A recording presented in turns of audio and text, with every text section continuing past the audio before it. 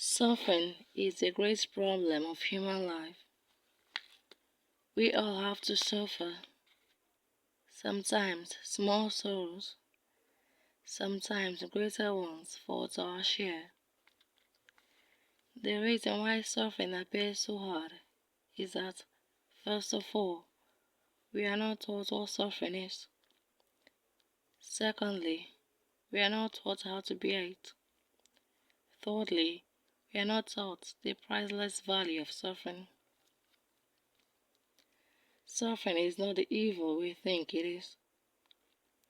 First of all, then, suffering is not simply an evil, for no one suffered more than the Son of God himself, more than his blessed mother, more than the saints.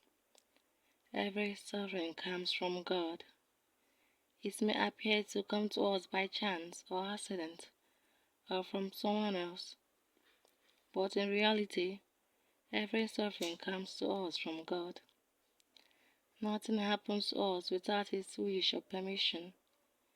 Not even a hair falls from our heads without his consent. Why does God allow us to suffer? Simply because he is making us to take a little share in his passion. What appears to come by chance or from someone else always comes because God allows it. Every act in our Lord's life was a lesson for us. The greatest act in his life was his passion. This then is the greatest lesson for us. It teaches us that we too must suffer. God suffered all the dreadful pains of his passion for each one of us. How can we refuse to suffer a little for love of him? Suffering is the gold in our lives. Secondly, if we accept the suffering he sends us and offer them in union with his sufferings, we receive the greatest rewards. Few minutes suffering borne for love of Jesus is of greater value to us than years and years of pleasure and joy.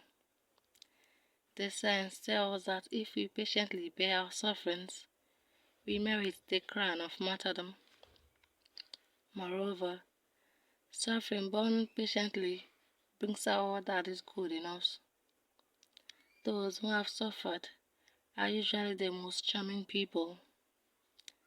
If we bear these facts clearly in mind, it certainly becomes much easier to suffer. God always gives strength to bear our sufferings. Thirdly, when God gives us any suffering, he always gives us strength to bear it, if we only ask him. Many, instead of asking for his help, get excited and revolt. It is this excitement and impatience that really makes suffering hard to bear. Consider that we are now speaking of all suffering, even the most trifling ones. All of us have little troubles, pains, disappointments every day of our lives. All this, if born for love of God, obtain for us, as we have said, the greatest reward.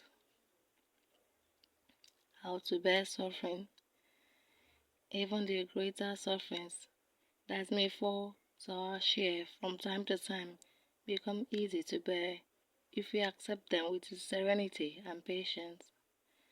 What really makes suffering difficult to bear is our own impatience, our revolt, our refusal to accept it.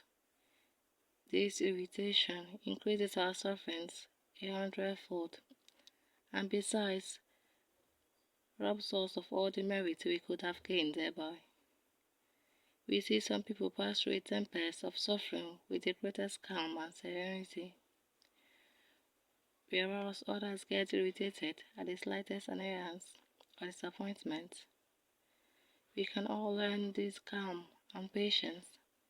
It is the secret of happiness.